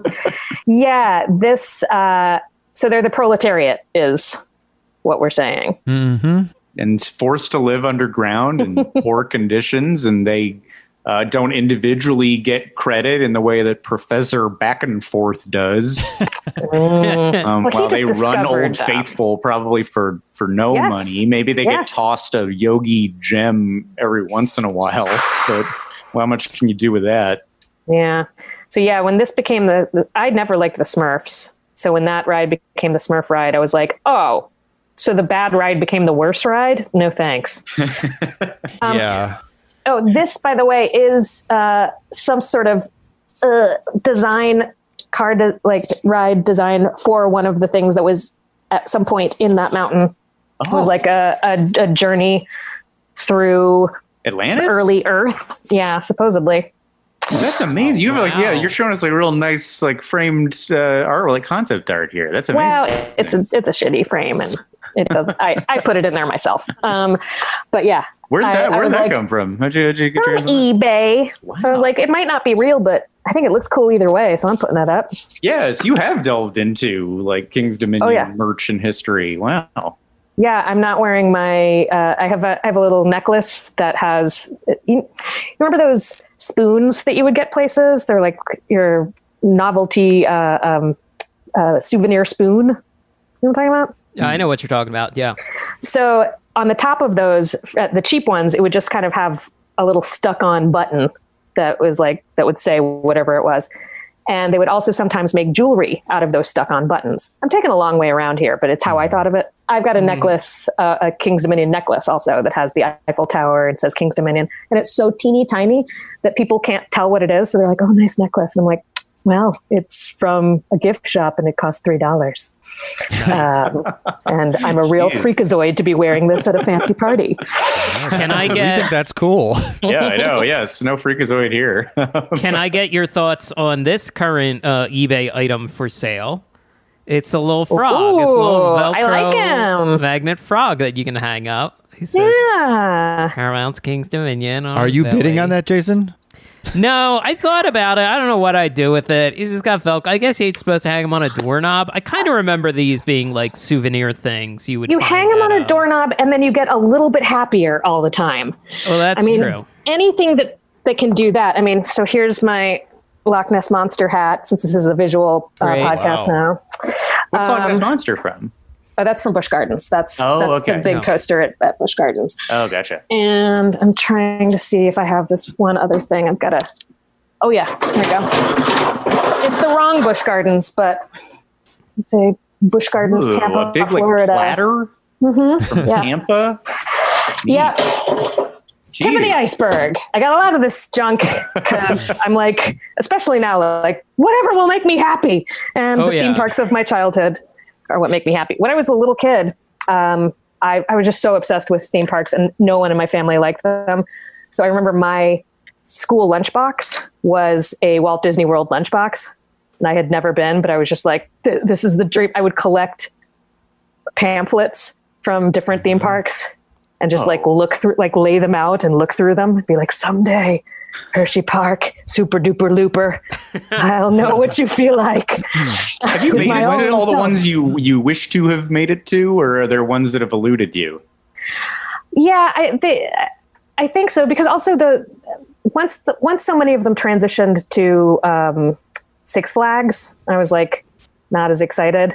I like a standalone place. I haven't been to Action Park, and that's sad that eluded me. Sure. But Knott's Berry Farm, that's a fun one. Also, I like the ones that have characters and shit that aren't attached to anything. So the fact that Knott's Berry Farm, when I was like really little, I had a comic book of Knott's Berry Farm that was about the Knott's Berry Bears. Yes, we've talked about that. Fairy comic. tales, yes. Yeah. And that was another thing. I would sit and read it and be like, man, someday I'm going to visit these bears. Oh. And you probably didn't make it to Berry Tales because they've been going for a long time. Berry Tales, though, is coming back. Yes, but in a weird way. I'm suspicious of what it is, aren't you? Well, of course, it's a 3D like CGI Berry Tales ride. But it's not going to be. It picks up the story. Again, it's another. I guess this is quite a genre. The factory of like maybe undervalued. Like our individual personalities are not encouraged. There's a lot of like just sad begotten factories in theme park. I guess I'm projecting that they're sad, but I don't know. Those doozes, of all the theme park factories I've seen, the doozes seem among the most miserable. Well, Scott, you mentioned sad factories, but it was a poor city safety ordinance that injured a young Jason Sheridan. I'm, of course, talking about Nickelodeon's Splat City. I will share a picture with you guys. So some background. As we said, Paramount took over ownership of these parks at a certain point, and they started adding more and more stuff, your Days of Thunder, your Wayne's World, your Nickelodeon. And they added this Nickelodeon play area, which you can all see now. It's perfectly safe. I don't see what the issue could have been. Was that at the same time that they had it at the Mall of America? I wasn't, because Mall of America has gone back and forth on Nickelodeon and Snoopy, so I'm not sure on the timing. So, but this got added like by the Hanna-Barbera stuff, and it's big water play area, and so somewhere in this maze, it's a kind of a little maze you go through, and you get blasted with water from pipes. There was a chain link fence covered in like green plastic. If you can picture like that sort of green plastic, you would see it like athletic fields and stuff. And I ran by that fence, not realizing there was a jagged piece of it sticking out. And it kind of like cut me along the stomach. Not deep. What? Not deep. It cut like very fine. Like Mike, you talked. I maybe talked in the past the pro wrestling term blading, where someone hides a razor blade and does a very fine cut. I essentially bladed across my stomach, and it caused not a lot. Okay, it wasn't a lot of blood, but it was just a continuous stream of blood. And first off, I had to get out of the water maze. So I got blasted with chlorine water a couple times before I could get out. And then I found my parents are like, oh yeah, that's not good. And we were like cleaning it up, and it would not stop bleeding. So I had to go to first aid, and they used that like liquid bandage on it. and it sealed it up, and it did like heal pretty easily. I didn't have to go to the hospital or anything again. But this was like an 1.5 inch long, like white scar I had on my stomach for years. Wow, really? Yeah. That's like Dr. Grant taking the Velociraptor claw at the start of, like, that's where I was basically. Like if an animal was going to kill you, that's where they would have attacked. Pretty much, yeah. Did you tell people that it was a warning shot from a lion or anything? I think I probably started like really detailed, like, okay, King's Dominion added an additional Nickelodeon area. In addition to the existing Nickelodeon stuff, there's a busy world of Richard's Scary Cafe. Next to that is a water. So there's a chain link fence. Like I probably gave them the whole step by step. Like, yeah, it's near Yogi's cave. I have told you about Yogi's cave. Okay, got it. Yes, the child date talk. Jason, have you checked? Is it? You don't need to do it here, but have you checked? Is it completely gone? The scar? I think it might be gone. It's hard to tell because I have a hairy belly now as a man. So it's hard to see. Well, what do you want me to call it? I have a hairy belly.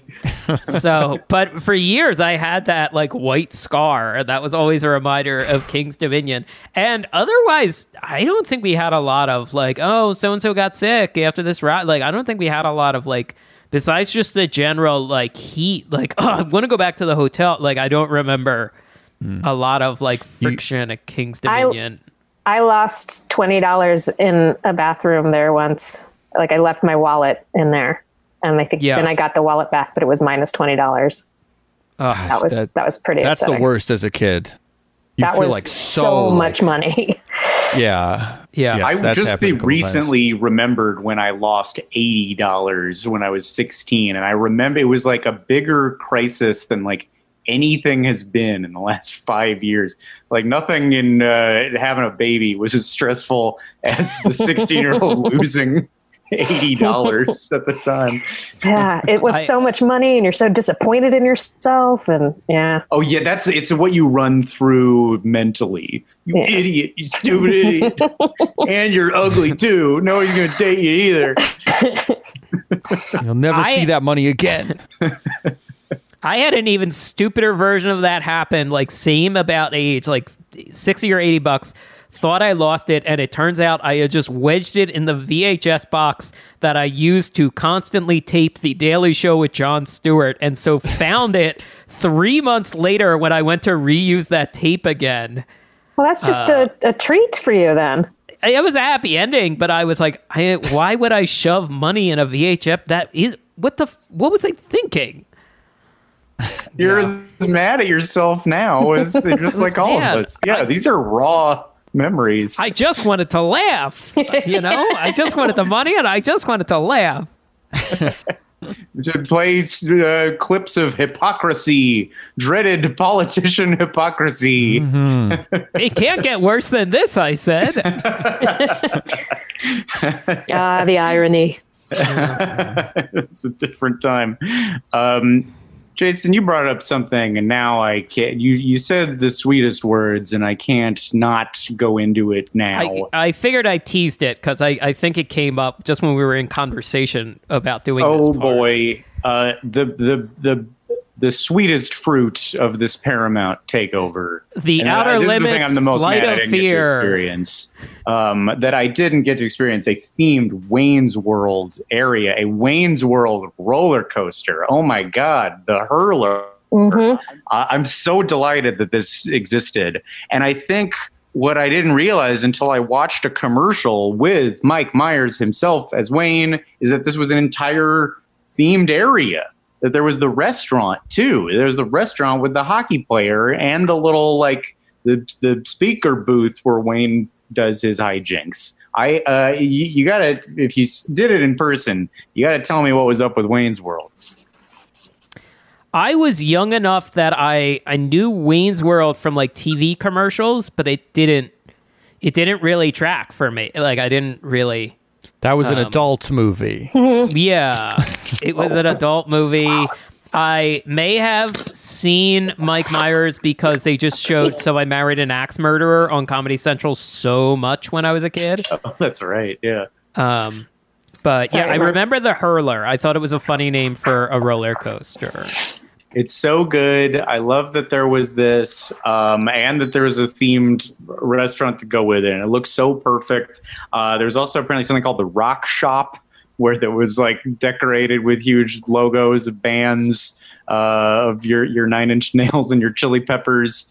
And then my favorite thing I discovered about it is that there was, for the opening day, they had from the cast of the film Tia Carrera and not Mike Myers or Dana Carvey, but rather impersonators. Here you are looking at a fake Garth and a fake Wayne, who looks like one of the Lawrence brothers. I'm not sure if it is. He really resembles him. And then my favorite thing is fake Wayne riding the hurler with a visibly annoyed Tia Carrera. Like, so put off by this guy, which you can only, the point of Wayne seemed very like good natured and sweet, but the way this guy's doing it, even just from the photos, he seems to be kind of a pissed. And just imagine if you're trapped with this guy on a ride and he's like saying schwing over and over. And you have a bar preventing you from leaving. And she's not playing Cassandra. She's playing Tia herself. She's not part of the cosplay. Yeah, she's really from the movie. She deserves better than to be palling around with a. You don't get the feeling from this photo that she knew that there were going to be impersonators there. What if the worst thing would be if she like got on the ride, he was facing the other way. She's like, oh, did they get Mike to come in costume? And then he turns. Oh, no. Swing. He said it wrong. He said schwang. That's not it. Impersonator sucks. Yeah, it's... he does... While he might not be getting the best Wayne attitude across, he is getting the best King's Dominion goer attitude across. Like, this just looks like every guy who was at King's Dominion all the time. Oh, no. Yeah, wait, were you there in, like, teen years and, like wanting to date or avoid dating? Or I was there more, like, there? pre-teen. By the time I was a teenager, I was, like, a punk rock kid. So I was doing that instead. But when I was, like, 11 and desperately wanted to be a teenager in love, yes. While there would be teenagers waiting in those, zigzaggy lines to go on a ride, making out or putting each other's hands in each other's pockets or playing with the fringe on their fringed t-shirts. I was the weird, tubby little, 10-year-old behind them being like, yeah, look at how in love they are. Someday it'll be me. Yeah, if somebody kisses me in the line for the grizzly someday. And never happened. Guys, never happened. Do you ever have because I always wanted to go on the Matterhorn, which had lap seating, and I'd go like, when I can date, I'll have a girl of my dreams in my lap, and that'll be romantic and not like just strange for 20 seconds. Was there like, all right, the place in King's Dominion would be? I don't think there was the place, but definitely just like the general concept of a teenage boy in a sleeveless Metallica shirt kissing me up against those steel bars that you're waiting for that made the maze to get onto the ride. Just like, and then there's an 8-year-old me going like, let's keep the line moving, folks. Come on. Come on. We have rides to ride. I'm bleeding from the stomach. I'm bleeding from the stomach. The action theater is closed. I'm not going to get a chance to ride Stan Lee's The Seventh Portal. I'm not in a good mood. Don't make out against just anything. Might cut you at the stomach. Yeah.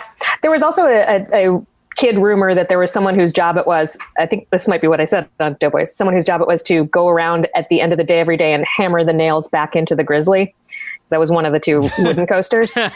As though if that person wasn't there for their job that day. We're all going to die. There's just nothing that could be done. It shakes the nails all out of it. He like slept in and didn't go instead of just being there but stoned like usual. Yeah. There was also an Old West stunt show. That was weird. And that was way before it was Paramount. There was no movie connection at all, but they were still like, we're going to show you how people pretend to fall off of stuff. You get the whole side of the building falls and you land exactly in the window part. Not that good. Yeah, it's too that would have been yeah. too complex. But yeah. There was some very odd. The Paramount stuff just got odder and odder over the years. Of course, the Italian Job Turbo Coaster, eventually renamed to the Backlot Stunt Coaster. The one that sticks out in my mind. We were there the summer it opened, and I remember my dad, he wrote it himself, and I waited at the exit, and I just thought it took forever. And did something happen? And it was just like, oh no, I just didn't have a watch, and I didn't know how long 40 minutes was. The Outer Limits Flight of Fear, an indoor launch coaster, which I could not get anyone to tell me if it went upside down. As a child, I was scared of going upside down. But this ride almost came up on the Mummy Returns episode because it was the first indoor launch coaster that used linear induction motors, which we admitted we do not know how that works, but was kind of historic. Then, very cool. And Premier Rides, the manufacturer, would go on to make the Mummy Revenge of the Mummy ride. So, Outer Limits isn't that pretty old? That's a weird theming choice. Yeah. I don't know if I've ever seen an episode of that. Like, it's like I don't either. Twilight Zone. It's like the runner-up. There were revival, newer versions of it. I think there were. I think there was a syndicated. Yes, there is. I Google it. A syndicated Canadian version. Okay. Like Hercules and Xena. See, probably like that. Or Tia Carrera's Relic Hunter. Yes. All roads lead back. Came back around. Strange. I don't know. Does that like read though as a ride? Is that the taking a flight of fear? Is that the kind of thing that would happen on the Outer Limits? Well, it was like an Area 51 sort of setup, and actually by making it very generic, when Paramount stopped sponsoring stuff and they had to like just rejigger a lot of rides, they were just like, just drop the Outer Limits, just call it Flight of Fear. Done. That one's easy. A lot of I kind of want to go back. You know, they didn't open this season because of COVID, but I kind of want to go back because they Racer 75 is still there, Flight of Fear is still there. The Scooby-Doo is still there. It is called the Woodstock Express now because it's Snoopy, because it's all Cedar Fair owned now. So I was surprised how much is still remaining. What do you think Yogi's Cave is? Well, they renamed it to Treasure Cave at some point, even before they stopped the Hanna-Barbera Association, but I think it is... I'm not going to say that doesn't make sense. It does make sense. Yeah. Accurate name, is it the same? Are there still like frogs singing? They just took all the gems out. But besides that, those belong to Yogi. Yeah, they're proprietary. The only treasure item in there. They removed that, and then it might belong to the ground because I think that got bulldozed at a certain point. Yeah. When was the last time you were in that cave, Jason? Well, here's what happened was like after we went for a few years, my family joined the Disney Vacation Club. So as I am a young child going like, we got to go back to King's Dominion. There's a James Bond ride and Judi Dench is in it and Q's in it. And they're like, we just joined we're not going to a different theme park. We made our choice. We're going to Disney World. Like we made our commitment. But we get to see actor Desmond Llewellyn portray Q in a theme park. Mother, a few years after that, they'll put in a generic Stan Lee superhero thing that looks like a reboot ripoff. I've missed all this. Wait, there was a James Bond. It was in that. So that's where Days of Thunder was, and then they did a James Bond thing for a while. Yeah, they would slot in and out different 3D movies there, and some of them were just those movies that were on a circuit. Like that 3D theater for a brief time, Dave and Buster's had 3D theaters, which is like this theater was like a slightly nicer like 4DX D-Box sort of experience. So you could go to a Dave and Buster's and go like, hey, is that the James Bond movie that plays at King's Dominion too? And they wouldn't know if it was, but you could ask them. Oh, yeah. They'd want me to stop talking about some sort of cave in Virginia. But... Here's I have this fun little thing. When you're talking about mashups of the world of Hollywood and King's Dominion, this one really surprised me. I'm going to share the screen and, in fact, not show the first frame because that will reveal the Hollywood talent who was baby. Well, you saw that the Hollywood talent hosting this 1986 King's Dominion commercial. There's just one place where $32.95 gets you a season pass good for an entire summer of rides, like Rebel Yell, Whitewater Canyon, even the new Shockwave roller coaster. You actually ride standing up. And for just a few dollars more, take in concerts by the biggest names in rock, country, R&B. All this and more. Yeah, there you go. William H. Macy shilling for King's Dominion. And I was thinking how with a shot this close of him, I just expect him at the end to put a gun in his mouth and splatter blood on the wall. No, but probably get caught in a frog storm of those magnetic frogs that you were considering. Oh, yes. Playing. Oh, yeah. It's raining. It's raining Velcro frogs. Yes. Yeah, I had a season pass that was one year. I only asked for that for my birthday, so I had to get it. But my parents still wouldn't drive me there, so I just had it.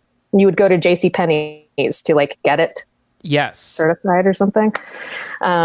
So yeah, I was very excited to be a season pass holder one summer. What was your peak? When was it the best for you? What was the one? Probably when I was like 11. So that would have been like around like 90.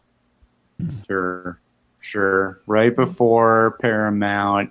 Are you a punk at that point? No, when I was 11, I was a Girl Scout. Sure. So like that was when I was like camping out there with Girl Scouts. Probably had friends that had parents who would drive us there. Had enough money that I think that was when I had my season pass. So like I could pay for food in there and I had my little season pass. So that was probably about it. But then, yeah, a couple years later, I was just going to Fugazi shows. That's right. You probably didn't like Jimmy Buffett play at King's Dominion? No, but I remember when Richard Marx did, and I cut out that ad and had that on my bulletin board, being like, "Oh man, how do I make this happen with my 9 years old amount of money? How do I get myself to this Richard Marx concert at King's Dominion? What could be better? It's all the best things at one time." Did you pull it off? Did you go? No, absolutely not. Oh, no. When was the last time you went? I think, gosh, I don't think I've been since I was a kid. I've definitely driven past it because you can see the Eiffel Tower from the highway and considered it every single time I've driven past, like on tour as doing improv or as a stand-up, being like, hey, you guys want to go to this theme park that you definitely don't want to go to? No? Okay. Never mind. The pain of being the only one. Yeah. Because it's a hard wall for a lot of people if that they're totally unwilling to cross. I think we found a lot of people on the other side of the wall. That's what this podcast is about. But yeah, I did a tour. I was on a show called Totally Biased. And then when we got canceled, me and the two other female correspondent and writers did a stand-up tour down to Disney World called The Greatest Tour on Earth. And so we did stand-up shows all the way down. And so we drove past this on that. And I was like, hey, so maybe, I mean, obviously we like theme parks. And they were like, no, we don't have enough time to do this. We have to go do a show. But further down the road, we did pass south of the border and we did get off. You guys know about that place, right? Wait. Yeah. What is it? Where is it? Is it in the Carolinas? Yeah, right? It's the border between South Carolina and North Carolina. South of that border is this place called South of the Border that's like very racist at this point. I don't know this at all. Oh my God. It's just like a lot of those. What is that metal that all those things were made out of? Like those mushrooms and everything. Is that tin? Is that aluminum? Whatever it is. Just tons of those statues of different animals wearing sombreros. And the main building is shaped like a sombrero. And they have like a reptile attraction.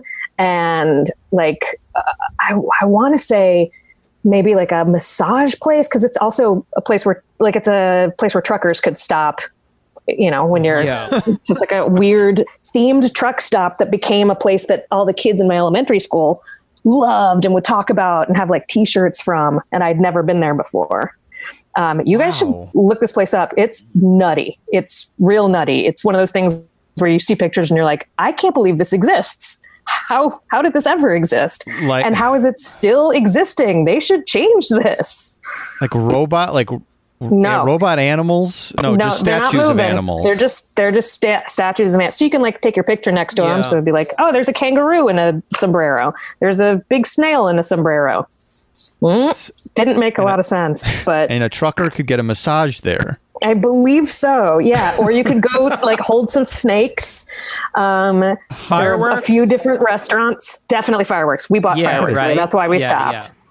Because that's between the truckers and the fireworks. That's probably the genesis of it. Because suddenly, once you get into South Carolina, you could buy fireworks. So people would go south of the border and stock up on their fireworks. On the Wikipedia, I like that in the very functional see also area that it says see also tourist trap, ethnic stereotype. Yeah, it's wild. Boy, this is a bizarre place. Yeah, yes. I don't remember it depicting any sort of cultural stuff. Like, at least it wasn't like acting out any kind of historical thing very badly. It was, in my memory, just animals and sombreros. Still not respectful, but bizarre. Wow, it certainly could have been worse. And probably was at some point. That's fair. I probably saw a toned down version. Very fair. Almost undoubtedly. So if you could go, would you be excited, especially after all of this terrible time and being cooped up for so long? Is this on your list of things? Would you go do this as comfort food now? Would you fit this into traversing of America? I don't know. I don't know that I would do King's Dominion, because I think I would probably be too sad at how different it is. Because of how many times it's changed hands and rethemed. I would probably do Busch Gardens again, because I know that's still the old country. It's still just Italy and Scotland and Germany, Oktoberfest, all that. Those themes. So and we can't go to any of those places now. So it would feel a little more like visiting my childhood that I think King's Dominion would. I think King's Dominion would be like when you see an X and they're just like completely different, and you're like, oh, who was the person that I was with? It's not you. Like the volcano, the mountain not being there anymore is like the equivalent of like, oh, he lost his hair. Yeah, exactly.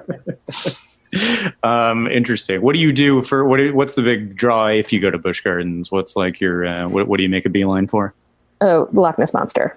Loch Ness Monster. All-time favorite roller coaster. Best roller coaster. Does a double loop. You get an indoor section that does a spiral thing. It's the only indoor coaster that I'm not scared of. And it's not indoors. Most of it's out. It does a little underwater thing. I have a phobia thing. I don't know, phobia makes it sound fancy, but I get irrationally scared on indoor coasters that something's going to pierce my eyeball. Something's going to like fly out of somebody's pocket, or like a bobby pin. And it could happen just as easily on a regular roller coaster, but like, I guess I would see it coming and dodge. It doesn't make a lot of sense. Yeah. I get that. That makes sense to me. Yeah.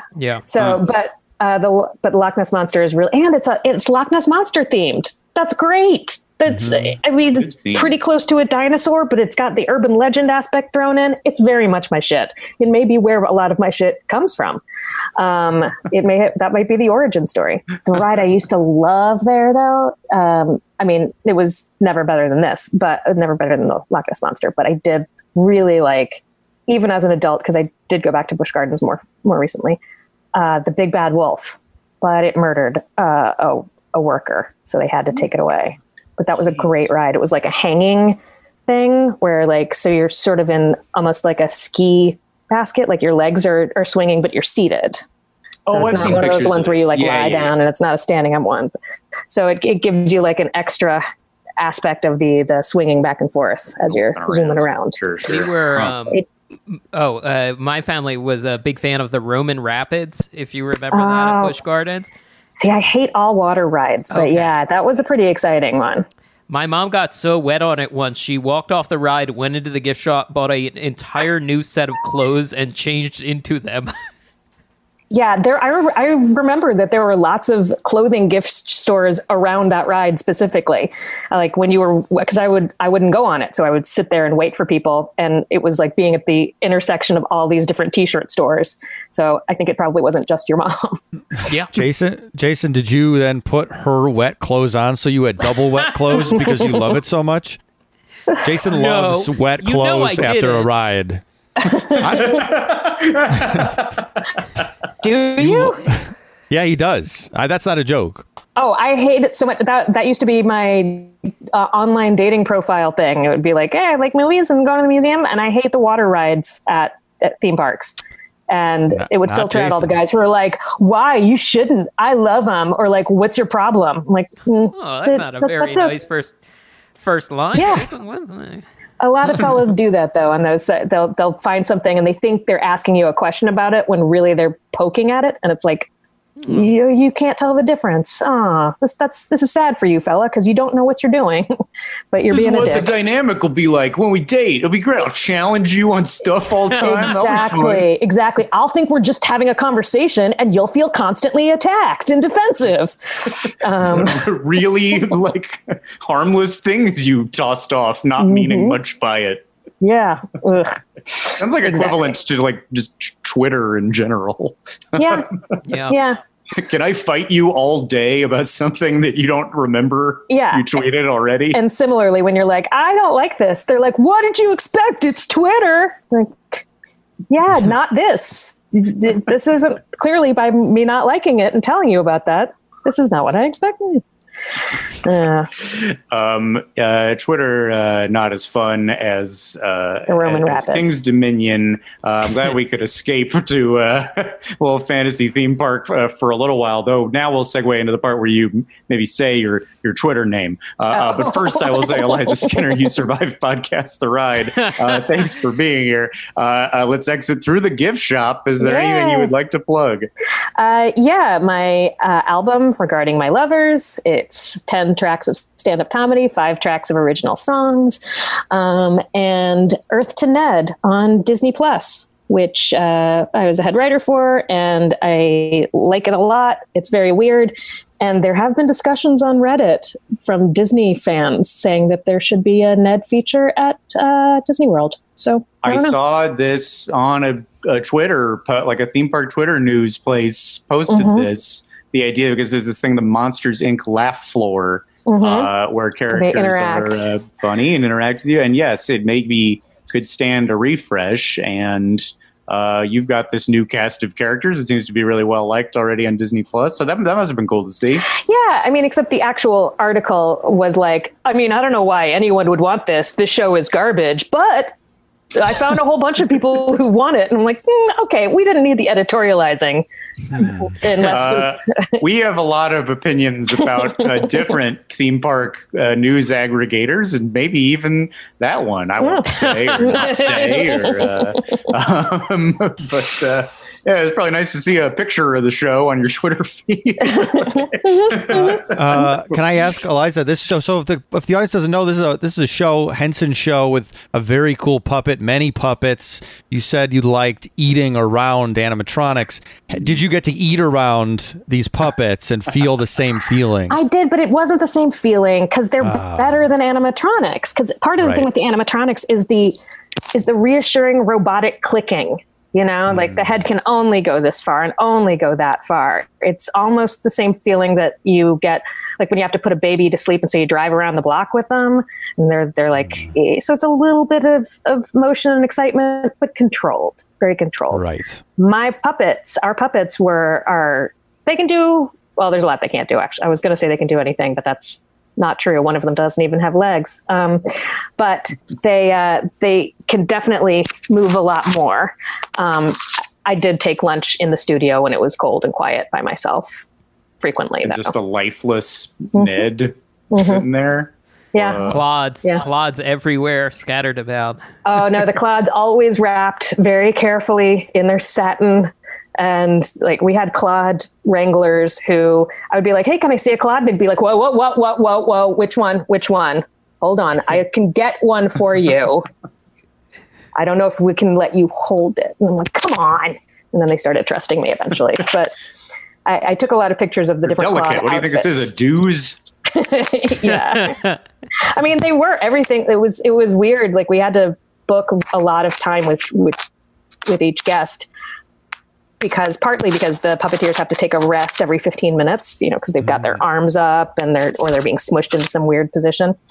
But also partly because sometimes the puppets would break and we would have to send somebody up with a screwdriver and poke around in Ned's mouth, or like swap his head out for one of the other heads. Wow. And keep on going. Yeah. So wow. Pretty much the same as Covenant. So you can't reach out to people like, hey, can you hang for an hour? It's like, you gotta be ready for some puppet repairs. Yeah, exactly. Like it might not happen and then you have a short day, but what kind of sandwiches do you want? Well, we'll have treats for you. But everybody, all of our guests were really great because everybody's just excited to hang out with some puppets. Yeah. You know, wouldn't be at Henson. Talk to them and engage with them. Mm-hmm. Yeah, geez. Yeah. Well, everybody check that out on Disney Plus and other people who've been on the show. Nick Weiger, Jordan Morris, great staff you had there. So congrats on Earth to Ned. Thank you. And as for us, we're at Podcast The Ride on social media. We got merch on TeePublic. And for 3 bonus episodes every month, subscribe to Podcast The Ride, The Second Gate at patreon.com/Podcast The Ride. Anything to go out on? I'll just say that I have a lot more questions about Jason and Shuffleboard, but I will save them for a later time. That's fine. I'm sure it'll come up again. All right. More Shuffleboard to come. Les, thanks for being here. Thank you all for listening. Forever Dog. This has been a Forever Dog production. Executive produced by Mike Carlson, Jason Sheridan, Scott Gairdner, Brett Boehm, Joe Cilio, and Alex Ramsey. For more original podcasts, please visit foreverdogpodcasts.com and subscribe to our shows on Apple Podcasts, Spotify, or wherever you get your podcasts.